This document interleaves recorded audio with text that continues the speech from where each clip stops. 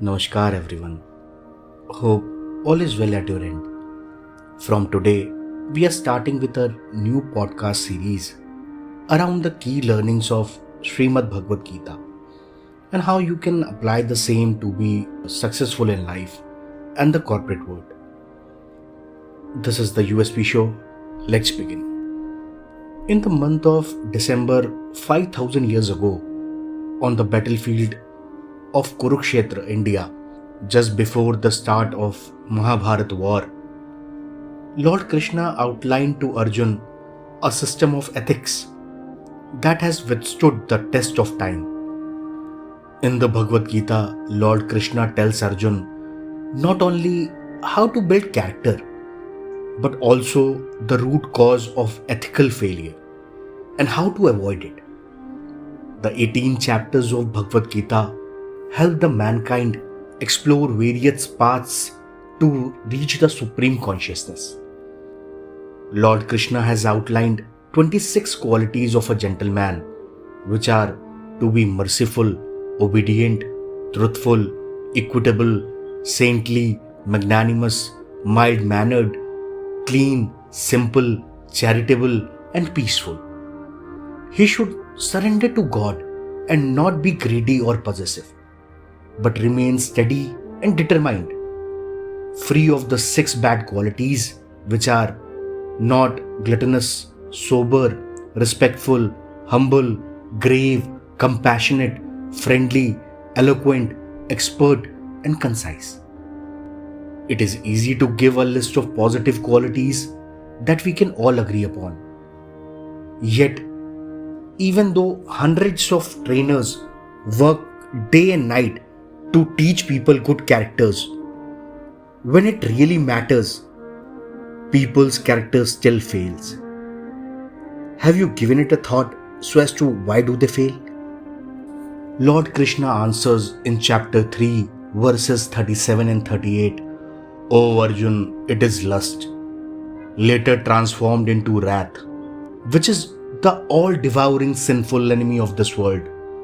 As fire is covered by smoke, as a mirror is covered by the dust, or as the embryo is covered by the womb, the living entity is similarly covered by different degrees of this lust.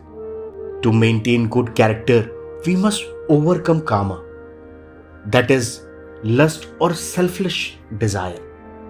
Most people think kama means just sexual craving. It is simply refers to an overwhelming desire for anything, such as maybe lust of power, greed, dishonesty, and corruption are all byproducts of lust. To be happy, successful, and well situated, the Bhagavad Gita says one must control lust. Gita's solution to the ethical failure and downfall of corporations and society and family is controlling the senses with spiritual strength. Ethics is linked to spirituality. For the last century or more, Western businesses separated work and spirituality. Every one of us who works, whether as a manager or an employee, is fighting his own battle, his own Kurukshetra. The Gita can help us to learn to regulate our senses, control our minds, and gain spiritual strength. The Gita is as fresh in insight and as relevant today as it was 5000 years ago. If only every manager, administrator, politician, employee, worker, and others pick a copy of the Bhagavad Gita and spend a few minutes daily reflecting on its message, one can experience the positive transformation. Who doesn't wish to be disciplined, to achieve homework balance, and bring peace and harmony in a secular environment? To stand up as a successful entrepreneur, one is always willing to learn new skills to manage the business, but somehow forget about our own history. One needs guidance and support to stay motivated. There is a lot to learn from our history. One can inherit both positive and negative aspects from the teachings of the holy books like the Bhagavad Gita. and gods for enhancement of their businesses, to coordinate with clients and employees to manage the accounts and more in the corporate world. The teachings of Srimad Bhagavad Gita, if applied to the corporate world, enables one to be firm and dedicated to work. This life is a play, and we all enact the role of a worker, be it at home, in the office, or in an organization. The part we perform should be prepared with full dedication. As per the teachings in Gita, one should put in heart and soul in his work and leave behind the fear of failure. Gita's term for dedication is Vyavasya Buddhi, that is, whatever you do, do it from within your heart. Here follows a story that firstly goes against the teachings of Lord Krishna, but steadily comes back on the right track. The story shows how the life of a corporate person could be muddled through the verses of the holy book. A man with great desires and aspirations moves on intending to be a successful entrepreneur. His sight was on the sugary fruit that he will reap and not the means that he needs to follow. Whatever the path he may follow, be it just or unjust, his only and the only aim was a successful work life. As per Srimad Bhagavad Gita Adhyay 2 Shlok 47, Shri Bhagavanu Vacha Karmanyevadhikaraste Ma Phaleshu Kadachana Ma Karmafal Heturbhur Marte Sangosva Karmani. Accepting this verse into his life meant that he should continue doing his duty without the desire of the result. It is better to not keep on expecting the fruit all the time, rather keep working with complete dedication. But this man worked only for the fruit. He wanted success at any cost. He adhered to his unfair means and in a short span grabbed the position where he wanted to be. Nevertheless, he could not attain the peace of mind, respect from his inner self. Moreover, the deeds he did kept on flashing in front of him throughout his life and slowly and gradually ruined his state of mind. He started leading a life full of anger and self-hatred, which caused a delusion. In turn, he started losing his memory, and loss of memory caused destruction, and finally he perished. In other words, this shloka means you are entitled to perform your duties despite thinking about its results. In this verse, Lord Krishna explains to Arjuna about his obligation to fight against the evil. When Arjuna was mentally not ready to fight against his own cousins, then Lord Krishna reminds him of his duties. He said that a person is not at all the cause of any result. One needs to do his duties and forget about fruits to be reaped later on. This man valued the relationships more than anything else that turned out to be a hurdle in his path to success. He experienced betrayal. He was forced into thinking that diverting to use unfair means to reap results does no harm. However, as time passed, he comprehended with the fact that relationships should be valued only up to the point that it does not affect you personally.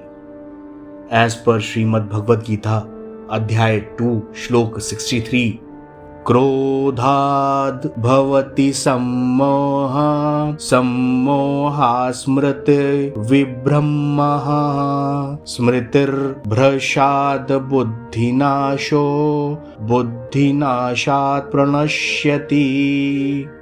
Anger is the root cause of one's demise. A person who gets angry soon gradually moves nearer to his grave. One can come over displeasures by staying quiet, calm, and shadowing the fair path.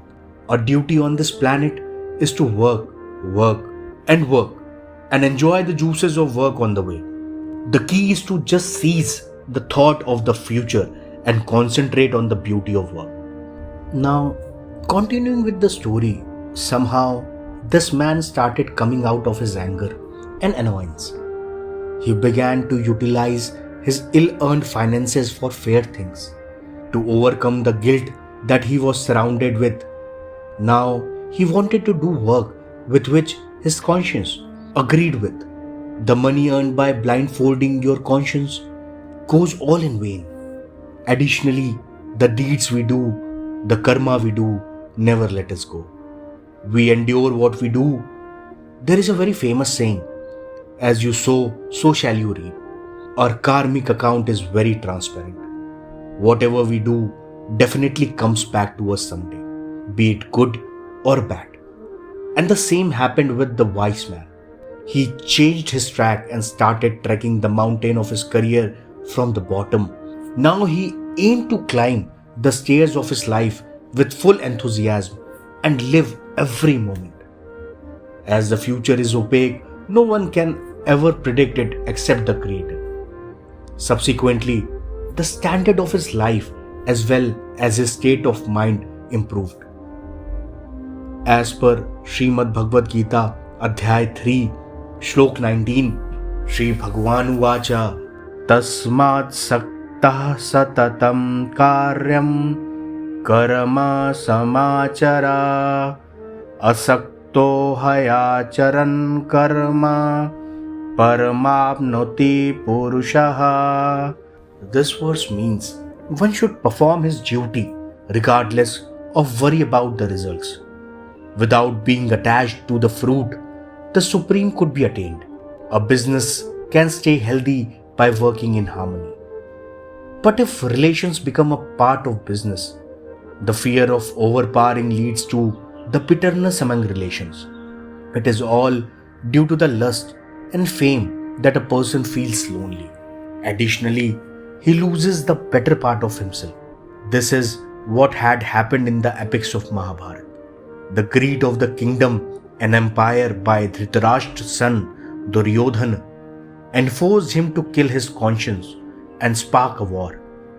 As per Srimad Bhagwat Gita Adhyay 3 Shlok 37, Shri Bhagwan Uvacha Kama Esha Krodha Esha Rajo Guna Samadbhavaha Mahashano Mahapatma Vidhyane Mahi Varinam. A person's greatest enemies that are never contented are desire and anger. These are born out of passion and continue till a man lives. So to have control over one's desires, it is mandatory to lead a satiable and fulfilled life. This man learns with the time that desires and anger can be handled in a way that must maintain your positive conscience in every situation. That is all for this session of the USP show. See you in the next episode. Namaskar. Let us all introspect.